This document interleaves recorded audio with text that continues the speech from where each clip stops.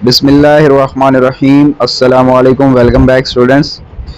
पिछले लेसन के अंदर हमने इंजाइम्स को डिस्कस किया था, इंजाइम्स को पढ़ा था। आज हम जो है वो लीवर के टॉपिक को पढ़ेंगे और देखेंगे कि लीवर का क्या फंक्शन है, और साथ में जो है वो पेंक्रियाज जो है उसको भी हम डिस्कस करेंगे। लीवर क्या है स्टूडेंट्स, देखें। Liver plays an important role both during and after digestion. यानी लीवर जो है वो ड्यूरिंग डाइजेशन भी और डाइजेशन के बाद भी रोल प्ले करता है फूड के साथ। इसका फूड के साथ दोनों तरह से रोल होता है। ड्यूरिंग डाइजेशन, डाइजेशन के दौरान किस तरह से रोल प्ले करता है। During digestion it produces a greenish liquid called bile. Digestion के दौरान जो है ये एक ग्रीन कलर का लिक्विड प्रोड्यूस कर रहा होता है, बना रहा होता है, ठीक है, जिसको हम बाइल कहते हैं। which is stored in the gallbladder before being released into the small intestine। अब लीवर से जो है वो बाइल बनकर आता है, उसके बाद गाल ब्लैडर जिसको हम पित्ता कहते हैं उसके अंदर वो स्टोर हो जाता है। तो जब फूड जो है वो स्टमक के अंदर जाती है, स्मॉल इंटेस्टाइन के अंदर जाती है, तो उस वक्त जो है ये गाल ब्लैडर से रिलीज होकर स्मॉल इंटेस्टाइन में चला जाता है। Bile emulsifies break down fats. ठीक है, बाइल का काम क्या होता है कि वो सिर्फ फैट्स की ब्रेक डाउन करता है। बाकी तमाम एंजाइम्स जो है वो स्मॉल इंटेस्टाइन से या बाकी पार्ट से जो है रिलीज हो रहे होते हैं और बाकी फूड की ब्रेक डाउन कर रहे होते हैं, लेकिन बाइल जो है इसके अंदर ख़ास किस्म के एंजाइम्स होते हैं जो सिर्फ फैट्स को जो है वो ब्रेक कर रहे होते हैं, उसकी ब्रेक डाउन कर रहे होते हैं। तो इसकी ब्रेक डाउन को हम इमल्सिफिकेशन कहते हैं, यानी इमल्सिफाई होना। ठीक है, छोटे छोटे टुकड़ों में कन्वर्ट करना। फैट्स कहते हैं चर्बी को, लिपिड्स को। ठीक है, चर्बी के मॉलिक्यूल्स की ब्रेक डाउन या उसकी तोड़ फोड़ जो है वो बाइल करता है। आफ्टर डाइजेशन, अब यहाँ पे आफ्टर डाइजेशन इसका क्या जो है वो रोल होता है डाइजेशन के बाद। After digestion and absorption of food, the digested food is transported to the liver.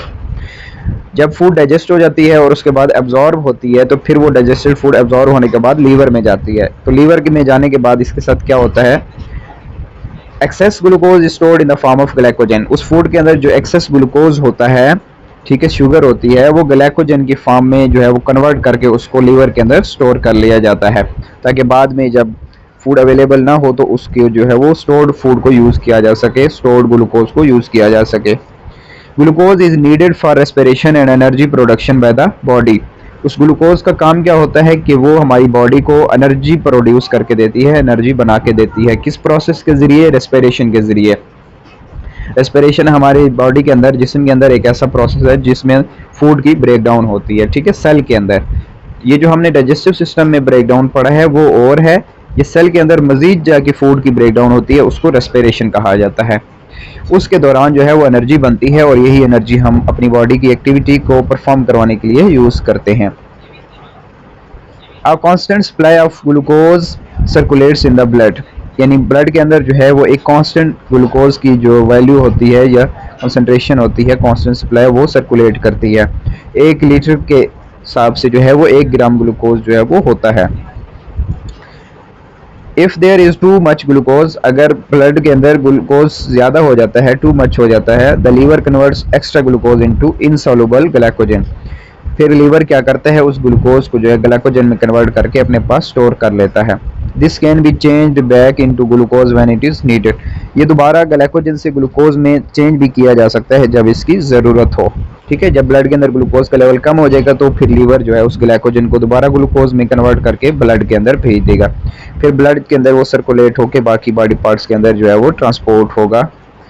Next point देखें students, excess carbohydrates are converted into fats. अब ये जो ग्लाइकोजन या ग्लूकोज है ये इन्हीं को ही कार्बोहाइड्रेट्स कहा जाता है।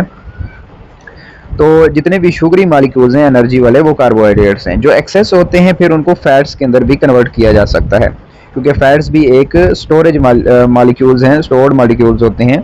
इनको फैट्स में कन्वर्ट किया जाता है ताकि बॉडी के अंदर ये स्टोर रहें, जब इनको ज़रूरत पड़े इनकी एनर्जी बनाने के लिए तो हम इनको यूज़ कर सकें। नेक्स्ट पॉइंट देखें students, amino acids form by the digestion of proteins. जब प्रोटीन्स की ब्रेकडाउन होती है, तोड़ फोड़ होती है, तो उसके रिजल्ट में अमाइनो एसिड्स बनते हैं, छोटे छोटे मॉलिक्यूल्स, उनको अमाइनो एसिड्स कहा जाता है। तो डाइजेशन ऑफ प्रोटीन्स के रिजल्ट में जो अमाइनो एसिड्स बनते हैं can not be stored. Amino acids को स्टोर नहीं किया जा सकता, तो फिर इनके साथ क्या होता है, they are used for the growth and repair of the body. Fats और कार्बोहाइड्रेट्स, ये शुगर्स जो हैं वो एनर्जी बनाने के लिए यूज़ होते हैं, जबकि प्रोटीन्स जो हैं या अमाइनो एसिड जो हैं वो स्टोर नहीं होते बल्कि ग्रोथ और बॉडी रिपेयर में यूज़ हो जाते हैं। Excess amino acids are changed to a substance called urea which is then excreted. जब अमाइनो एसिड की ब्रेकडाउन होती है, ठीक है, ड्यूरिंग बॉडी ग्रोथ उनकी मेटाबॉलिज्म होती है, तो वो एक वेस्ट मटेरियल के अंदर भी चेंज हो जाते हैं। उसमें से यूज़फुल होता है वो यूज़ हो जाता है, जो एक्स्ट्रा होता है वेस्ट होता है वो यूरिया के अंदर कन्वर्ट हो जाता है, और यूरिया हमारी बॉडी के लिए नुकसानदेह होता है, वेस्ट होता है। तो इसको बाद में बॉडी से एक्सक्रीट किया जाता है, बाहर निकाल दिया जाता है। एक्सक्रीशन हमने पढ़ा था ना, ये उसी वर्ड से है। तो ये था स्टूडेंट्स लीवर के फंक्शंस के ड्यूरिंग डाइजेशन और ड्यूरिंग आफ्टर डाइजेशन इसके क्या जो है वो फंक्शंस हैं। इसके बाद पेंक्रियाज को देखते हैं। पेंक्रियाज क्या है, उर्दू में इसको लबलबा कहते हैं, ठीक है। ग्रीन कलर का होता है, लीफ शेप का होता है, जैसे एक प्लांट का पत्ता होता है ना, लीफ उसकी शेप का होता है। Pancreas is located behind the stomach and plays an important role in digestion and regulation of the blood sugar. Pancreas कहाँ पे लोकेटेड है? The pancreas is located behind the stomach and plays an important role in digestion and regulation of the blood sugar. Pancreas located कहाँ पे है, इसकी location क्या है? Behind the stomach, यानी स्टोमक के पीछे पड़ा हुआ है, और ये इंपॉर्टेंट रोल है इसका डाइजेशन के अंदर, और ब्लड शुगर को ये रेगुलेट करता है।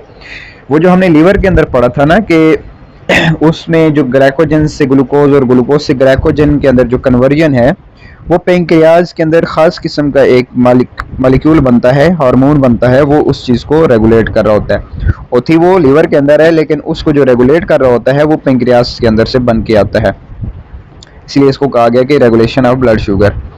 ड्यूरिंग डाइजेशन पेंक्रियाज क्या करता है? पेंक्रियाटिक जूस बनाता है, और पेंक्रियाटिक जूस एक किस्म का लिक्विड है जिसके अंदर बहुत सारे एंजाइम्स होते हैं। तो वो सारे एंजाइम जो है स्मॉल इंटेस्टाइन में आके डाइजेशन करते हैं। These pancreatic juices go to small intestine through pancreatic ducts. Pancreatic ducts मतलब नालियाँ होती हैं जो पेंक्रियाज से स्मॉल इंटेस्टाइन में जाती हैं, और वो पेंक्रियाटिक जूस को जो है वो वहाँ से लेकर जाती हैं, ड्रेन करती हैं। These enzymes break down sugars, fats and starches. तो तमाम जो डाइजेशन हो रही होती है उसके एंजाइम्स ये पेंक्रियाज से ही बनकर आ रहे होते हैं, जिसके अंदर जो है शुगर्स की ब्रेकडाउन, यानी वही कार्बोहाइड्रेट्स, ग्लूकोज ग्लाइकोजन की ब्रेकडाउन, फिर फैट्स की ब्रेकडाउन है, वो जो बाइल जो है वो बन के आता था उस, ठीक है, उस वो जो है फैट्स की ब्रेकडाउन करता है। स्टार्चेज, स्टार्च कहते हैं नशाइस्ता को, ये जो गंदम होती है इसको स्टार्च कहते हैं। तो इन तमाम चीज़ों की ब्रेकडाउन जो है वो एंजाइम्स कर रहे होते हैं, और एंजाइम्स बन के आ रहे होते हैं, कुछ पेंक्रियाज से, कुछ स्टोमक से आ रहे होते हैं, और कुछ स्मॉल इंटेस्टाइन से ही बन के आते हैं। तो स्टूडेंट्स ये थे लीवर और पेंक्रियाज के फंक्शन। होपफुली आपको क्लियर हो गया होगा। अगर आपका कोई क्वेश्चन हुआ तो आप कमेंट सेक्शन में हाईलाइट कर लीजिएगा, इंशाल्लाह आपको उसका आंसर मिल जाएगा। इंशाल्लाह नेक्स्ट लेक्चर में, नेक्स्ट लेसन में हम इंशाल्लाह प्रॉब्लम्स को डिस्कस करेंगे। थैंक यू, अल्लाह हाफिज़।